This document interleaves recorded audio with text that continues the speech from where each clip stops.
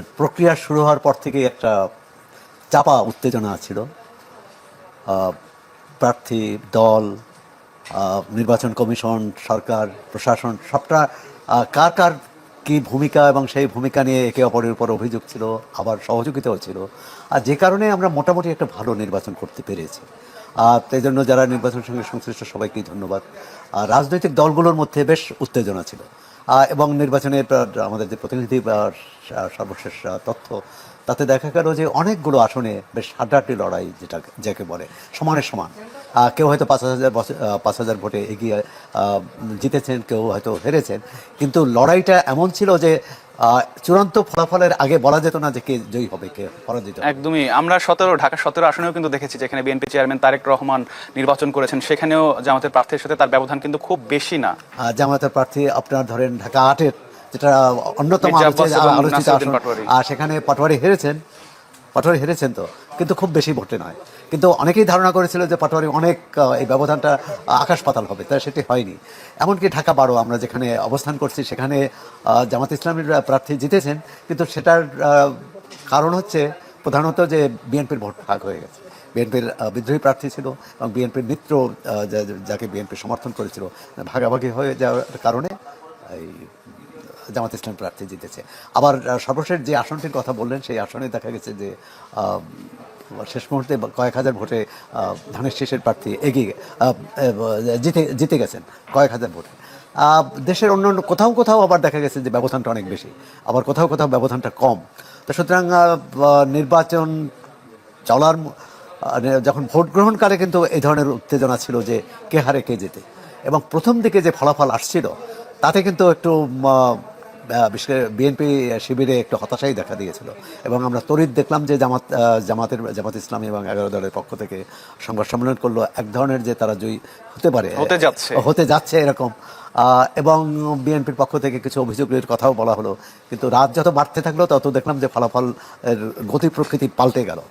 একটা হচ্ছে যে বাংলাদেশে আবার প্রমাণিত হলো বাংলাদেশের মানুষ মধ্যপন্থার সমর্থক, চায় যে বাংলাদেশ একটা তার চরমপন্থা নেবে না বা একটা কট্টর অবস্থান নেবে না যে কোনো রাষ্ট্র পরিচালনার ক্ষেত্রে। জামাত ইসলামী যদি অতীতের নির্বাচনগুলোর আমরা তুলনা করি, জামাত ইসলামী অনেক ভালো করেছে এবং তারা কিন্তু বেশ রাষ্ট্র ক্ষমতাকে যারা ক্ষমতাসীন, যারা অতীতে যারা ক্ষমতায় ছিল এবং এই নির্বাচনেও তাদের যে প্রতিদ্বন্দ্বী তাকে কিন্তু বড় ধাক্কা দিতে পেরেছে। এবং অনেকগুলো আসনে আপনি ঢাকা 17 একদমই, জামাত ইসলামী কিন্তু ইতিহাসে স্বর্ণময় সময় পেয়েছে। এখন এই সুযোগটা কিভাবে কাজে লাগায়, আমরা সামনে একটা বেশ প্রতিদ্বন্দ্বিতাপূর্ণ সংসদ পাবো এবং সেখানে সরকারি দল বিরোধী দল একসঙ্গে কাজ করবে দেশের জনগণের স্বার্থে। জামাত ইসলামের একটি নির্বাচনী ইশতেহার ছিল, বিএনপির ইশতেহার ছিল, অন্য দলের। এই প্রসঙ্গে আরেকটি বলি যে আমাদের অনেককে অবাক করে দিয়ে এনসিপি কিন্তু ভালো করেছে, জাতীয় নাগরিক পার্টি। তাদের মাত্র 29টি আসনে তাদের প্রতিনিধি ছিল এবং সেখানে 5টিতে জিতেছে, কয়েকটিতে তার কিন্তু খুব কম ভোটে হেরেছে।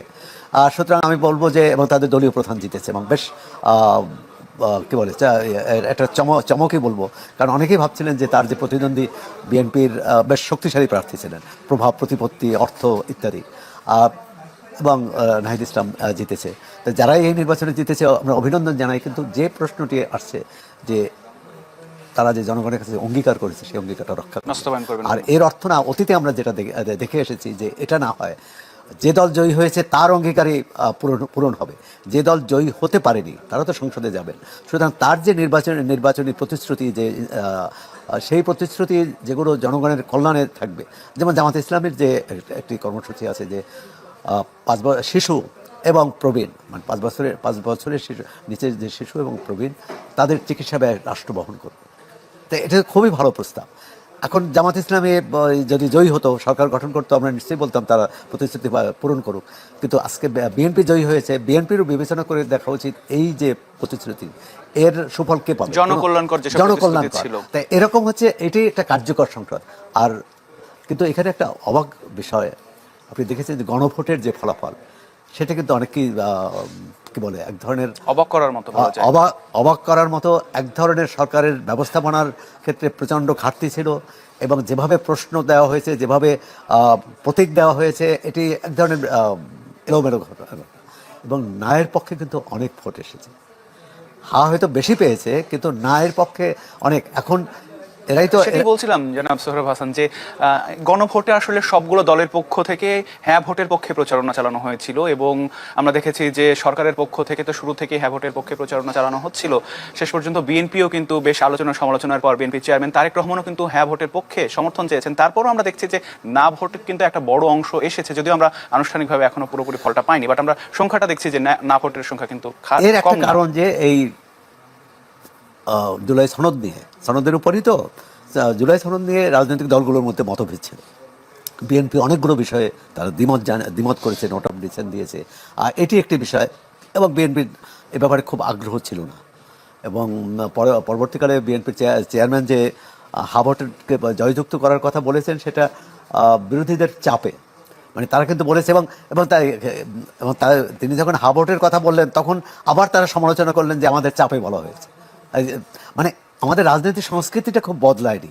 আপনি এই নির্বাচনে দেখুন, আমরা আশা করব যে নির্বাচনে যে প্রচারে যে উত্তাপটা ছিল সরকার, বিশেষ করে বিএনপি ও জামাত নেতাদের মধ্যে, সেই উত্তাপটা যাতে নির্বাচন পরবর্তী সময় না আসে। আরেকটি বিষয় যে কোনো নির্বাচনে আমরা দেখি যে নির্বাচনের পর প্রান্তিক জনগোষ্ঠী বা যারা দরিদ্র জনগোষ্ঠী, সংখ্যালঘু, তাদের উপর এক ধরনের চাপ থাকে, হামলার ঘটনাও ঘটে। এবারে এখনও বড় ধরনের কোনো হামলার ঘটনা ঘটেনি, কিন্তু এ ব্যাপারেও অন্তর্বর্তী সরকার তো এখনও দায়িত্বে আছে, সরকার প্রশাসন এবং বিজয়ী এবং পরাজিত উভয় রাজনৈতিক দল। কারণ পরাজিত হলে ভাবে যে এদের জন্যই আমি পরাজিত হয়েছি, আবার বিজয়ী তারা কোনো দায়িত্ব নিতে চায় না। তারা মনে করে যে না, তাদের ভোটে না, আমার দলের সাংগঠনিক ক্ষমতার দ্বারাই। এই নির্বাচনে অনেকগুলো আমাদের শিক্ষণীয় বিষয় আছে এই নির্বাচন থেকে। আর একটা হচ্ছে যে ভালো নির্বাচনও করা যায় যদি সদিচ্ছা থাকে। তাহলে যেমন আমরা 3টি নির্বাচনে, আওয়ামী লীগ আমলে 3টি নির্বাচন দেখেছি, একেবারেই নির্বাচনের নামে প্রহসন। কোনোটায় বিরোধী দল এসেছে, কোনোটায় আসেনি, আসলেও তাদের ভোটাধিকার। 24 আমরা দেখেছি যে 24 আমিডামি নির্বাচন, তার আগে রাতের ভোট, তার আগে কি বলে বিনা ভোটে এমপি হওয়া।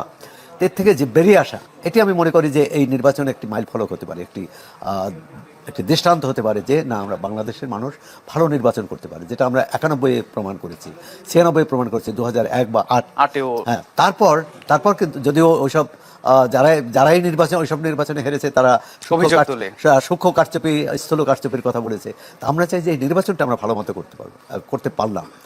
এরপর এই রাজনৈতিক নেতৃত্বেরই দায়িত্ব যে সংসদটা আমরা ভালোভাবে চালাবো, সরকারটা ভালোভাবে চালাবো। সরকার মানে শুধু বিজয়ী দলের নয়, সরকার কিন্তু বিজয়ী দল, সরকার, বিরোধী দল এবং সমগ্র জনগোষ্ঠীর সরকার। আমরা অতীতে দেখেছি যে দলই জয়ী হয় দলীয় সরকার হয়ে যায়, সেটা নামে বেনামে দলীয় সরকার, যেটা বিএনপি সরকার। তা আমরা চাইবো ভবিষ্যতে যে এরকম দলীয় সরকার না হয়, তার কোনো কর্মকাণ্ডে যে এটি যাতে প্রতীয়মান না হয়। সে দলের প্রতি, দলীয় লোকদের প্রতি, দলীয় নেতাকর্মীদের প্রতি বিশেষ সুবিধা দিয়েছে, অন্যায্য সুবিধা দিয়েছে। আপনি এটা রাজুকের ফ্ল্যাট বরাদ্দ থেকে শুরু করে সব ক্ষেত্রে, যে কারণে জুলাই সনদে যেসব সংস্কারের কথা বলা হয়েছে, এই সংস্কারগুলো আমরা আশা করব যে সরকারি দল, বিরোধী দল এই বিষয়গুলো নিয়ে তারা কাজ করবেন না।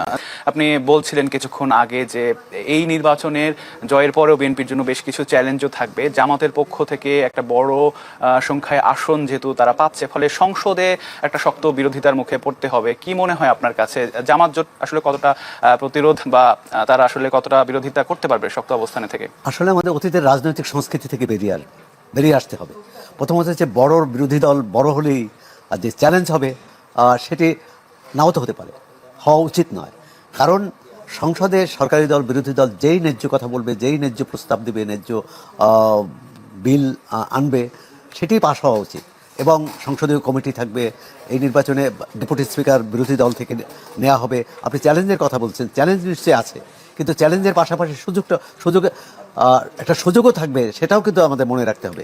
কারণ অতীতে সরকারি দল, বিরোধী দলের সম্মিলিতভাবে সংসদকে কার্যকর করা, টেকসই করা এবং সংসদকে জনমানুষের আকাঙ্ক্ষার প্রতীক করা, এই কাজটি হয়নি।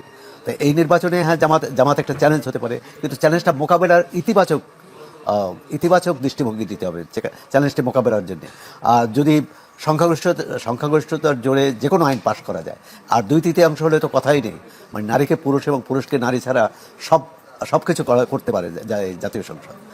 তা আমরা মনে করি যে সেটা করবে না। সংসদে প্রাণবন্ত আলোচনা হবে, বিতর্ক হবে, কিন্তু বিদ্বেষ ছড়ানো হবে না, ঘৃণা ছড়ানো হবে না। আপনি দেখেছেন যে নির্বাচনী প্রচারে একটা মাঠে ময়দানে নেতারা বক্তৃতা দিয়েছে, সেখানে কিন্তু এক ধরনের আক্রমণাত্মক ভাষা ব্যবহার করা হয়েছে। সংসদে একটা রীতি আছে, সংসদেও ভাষা ব্যবহার করবে। এই সংসদে 2-1 কিন্তু স্বতন্ত্র প্রার্থী জয়ী হয়েছে। আমরা আশা করব যে তাদের কথাও শোনা, কারণ এমন না হয় যে সরকারি দল আর বিরোধী দল মিলেই সংসদ, এখানে যে অন্য ভিন্ন কণ্ঠস্বর থাকতে পারে সেটাও কিন্তু যারা নির্বাচিত হবে, বিশেষ করে সরকারি দলকে মনে রাখতে হবে।